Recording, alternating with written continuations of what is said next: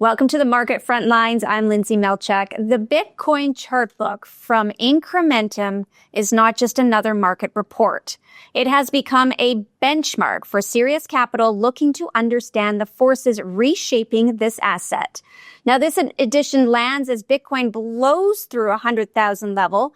ETF flows rewrite liquidity dynamics, and sovereign actors quietly are positioning for a very different financial order. And today I'm sitting with a voice who has tracked this evolution with precision and conviction. Mark Valek, fund manager and partner at Incrementum AG. His work blends Austrian school principles with real market structure. He's been ahead of key shifts long before they became mainstream. Mark, it's great to have you with us. Thank you for joining us today. Hi, Lyndsay. Thanks for the invitation. Now, Bitcoin at 100,000, we have seen it's grabbing headlines, but the data inside your chart book points to something much deeper. BlackRock's ETF has become a top revenue engine. Corporate treasuries now hold over $113 billion in Bitcoin, and weekly ETF inflows are tracking price almost 1-for-1. I mean, this looks like less of a retail surge and more like a coordinated capital migration. So, Mark, the question is, what is actually driving this breakout? Are we watching a speculative spike, or is this the beginning of a structural repricing of Bitcoin as a reverse asset within global portfolios? Well, I do think it is quite obvious that Bitcoin has become a go-to asset more and more for institutional investors. It's still small, but it definitely has, the institutional investors now have the means to implement Bitcoin within their portfolios. So obviously we saw the ETF development starting last year, 2024. And as you mentioned, Treasury companies picked up steam actually this year too, last year and this year. So via these two vehicles, ETF and Treasury companies, a lot of additional demand came on the market, and Bitcoin is making its way more and more into traditional portfolios. And I agree, it's becoming more and more an institutional trade and positioning than a retail trade as it perhaps has been in previous cycles. So let's move then from the surface price action to the mechanics under the hood here, because this cycle has a supply story unlike any before it. The April halving / new supply again, cutting issuance by 3.125 BTC per block. Now, historically, that sets the stage for exponential price expansion, but this time an institutional layer is absorbing supply at scale. So, Mark, how does this halving cycle change the market's rhythm compared to previous eras? What happened last April with the halving is quite interesting also from the perspective of like hard money. Bitcoin is often referred to as digital gold. And with the current halving, with the current supply rate, it is actually has become more scarce than gold in terms of stock to flow ratio. So one could basically describe gold as being the hardest currency in the world due to its high stock to flow ratio. Its new supply has been 1.5% per annum, and Bitcoin was pretty similar until April 2024. Now it's actually the new supply is about 0.7% per annum, and it's only getting lower and lower. So Bitcoin is technically speaking the hardest currency around, and this is obviously a big argument in favor of Bitcoin. It has absolute scarcity, and it is becoming scarcer and scarcer in terms of inflation rate. So investors have seen this, and I think become more and more attracted to exactly this property, especially in light what is now recently being termed by Wall Street as the debasement trade. And this is obviously has to do with huge unsustainable levels of debt. And I mean, we and other people have been writing about this situation since years, but I think what we're seeing right now is Wall Street catching up to this reality.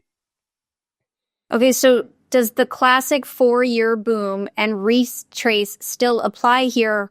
Or are we now in a phase where macro forces and institutional allocation are rewriting that cycle itself? This is a very good question, and we will be able to have more clarity on this going forward in the next quarters, I'd say. Traditionally speaking, I mean, we've been observing 3 full halving cycles since inception of Bitcoin. And according to the first 2.5 cycles, we would be now in this Q4 2025 entering basically the last part, and which is, by the way, performance wise has been the best part of the halving cycle.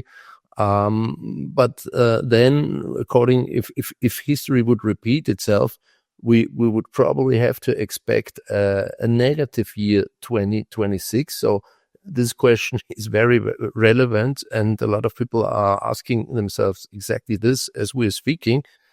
I think you have a point. I mean, the size of Bitcoin has changed significantly. Market cap is obviously up enormously. We are talking about 2.5 trillions roughly right now, which is still small in the scheme of big macro asset classes, but still it is sizable. And I do think it has become, due to this growth, more and more like a macro asset. So I would my feeling is that this time around, actually, like liquidity and monetary policy is actually probably more relevant than perhaps this 4-year cycle as we stand. Well, that leads to what many, are also quietly starting to question here as well: price discovery. I mean, your report shows that a handful of issuers led by BlackRock, led by Fidelity and Grayscale control the overwhelming majority of spot ETF holdings. Now, flows and price are moving in lockstep. The questions surrounding this, though, are we now in a situation where Bitcoin price is effectively being shaped by institutional liquidity flows rather than in free market discovery? And then the second part of my question here, Mark, is what are the ripple effects of the concentration for volatility, for miner economics, and for Bitcoin's original decentralized thesis? Well, at the margin, definitely, I'd say institutionals play a bigger and bigger role when it comes to the price discovery. So, and I think that is actually part of a free market process. So I wouldn't be against this, like from a free market point of view.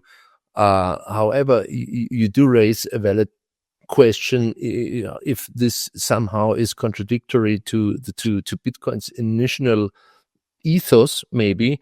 But I think it is what it is, and it doesn't make really much sense to philosophize about it.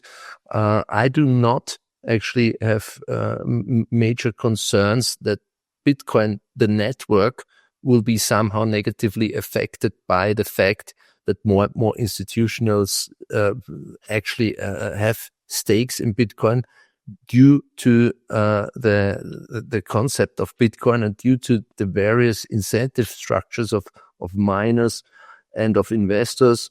So I don't think Bitcoin, the network, can be in any kind hijacked, if you will want to use this term, by institutional investors.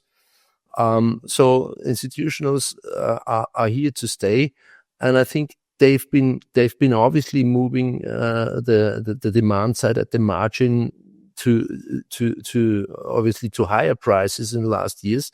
But I do want to also mention this could also work in the opposite direction. So if we have, for whatever reason, a big risk off event in traditional markets, if investors flee from ETFs, then obviously this will have severe effects on the downside. So we do also look at this development cautiously from a risk management perspective. I'm not in the camp that I think that volatility automatically will go lower and lower and lower if institutionals get bigger and bigger and bigger. I actually think that the drawdown potential actually has been increased through these developments. That's a great answer. Now, I'm going to flip the switch a little bit here, and I want to understand where real conviction sits. The on-chain data in your report is very revealing. Now, from what I am understanding, addresses holding more than one Bitcoin are at a record high. Profitability metrics, they are now elevated. Hash rates keep climbing, and long-term holders are sitting tight while short-term money is chasing the momentum. So what signals inside this on-chain landscape tell you where smart capital is positioning versus where speculative money is clustering? Yeah, you mentioned the addresses which holding more than one Bitcoin actually increasing, and that actually speaks to your previous question, I guess, kind of indicating a little bit of a centralization of Bitcoin custody. I think, again, that's probably a function of the financialization of Bitcoin ETFs, and so on. Financial institutions via Bitcoin ETFs, but also via other financial vehicles, have become some kind of a custodian for a lot of investors.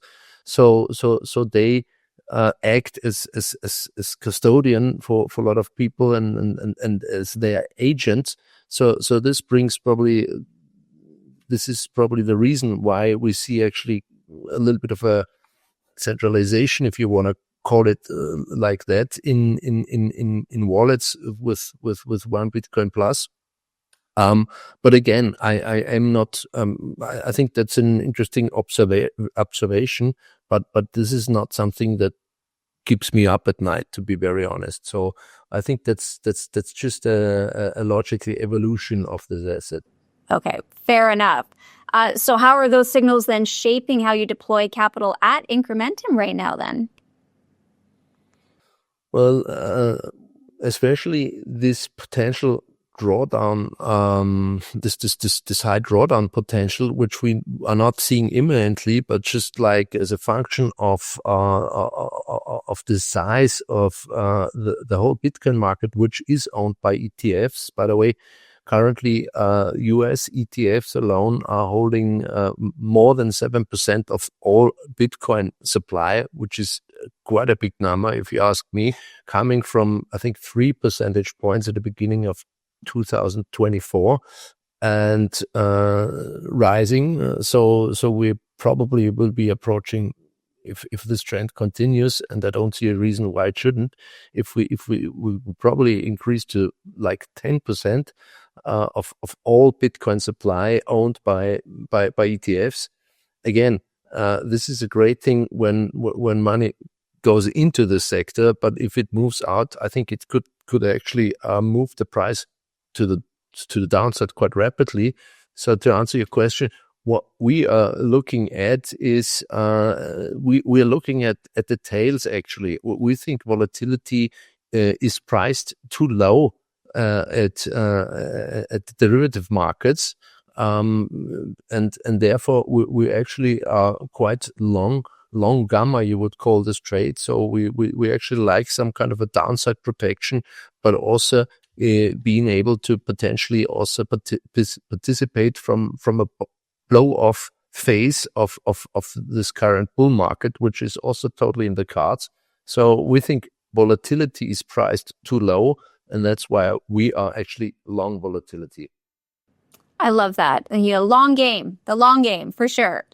Mark, I want to finish off here by zooming out because your macro comparisons put Bitcoin in a completely different strategic frame. Your projections suggest that if Bitcoin reaches half of gold's market capitalization by 2030, the price could approach $925,000. Now, the United States already lists Bitcoin alongside gold and foreign currencies in its strategic reserves. So do you believe sovereign states are preparing to treat Bitcoin as a core strategic reserve? And if that plays out, how does it change global capital flows, the role of bonds as safe assets, and also the status of gold itself right now?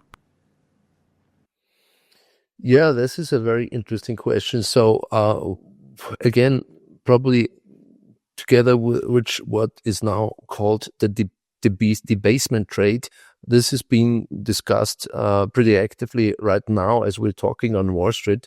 We've been thinking about these developments for quite a few years, and it's also the question how to value Bitcoin is quite complex. From the gold analysis, which we've been doing for many years now, coming from that perspective, we actually started valuing Bitcoin as percentage point of gold's market cap. I mean, it's not only we who do that, but I think that's a good starting point. And as you alluded to in our In Gold We Trust report this year, 2025, we actually calculated some numbers. The numbers you mentioned actually assume a gold price at the end of the decade of close to 5,000, which we predicted as base case scenario 5 years ago. So now, as we are speaking, we're actually already at 4,000. So one could probably argue it's a conservative estimate. So you don't even need much of a price rise anymore to get the market cap, which we basically have as a premise for this valuation. And like the optimistic premise, if you want to also build into this assumption, is a 50 percentage point market capitalization of Bitcoin. Currently, we're standing at 10%, meaning roughly, so all Bitcoin today, market cap of all Bitcoin today is like a tenth of all gold today. So this would have to basically quintuple.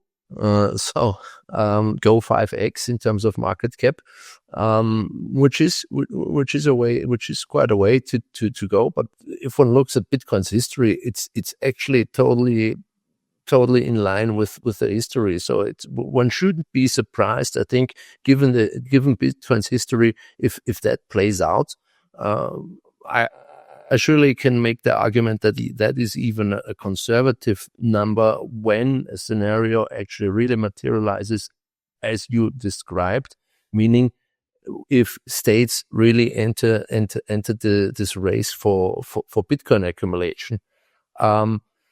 So a lot of moving parts here, obviously, but I mean, the overall, I think, elephant in the room is, at the end of the day, the debt situation, and there are not many alternative sound money assets around, and that's why we are pretty convinced that gold and Bitcoin actually will be able to gain from this situation, similar to actually the way the past 5 years have played out. I've been arguing with a lot of Bitcoiners, I consider myself also as a Bitcoiner, but a lot of people were actually arguing from the Bitcoin space that gold will be demonetized and gold will fall in price and Bitcoin will rise. And then they haven't been wrong. Gold rose and Bitcoin rose faster.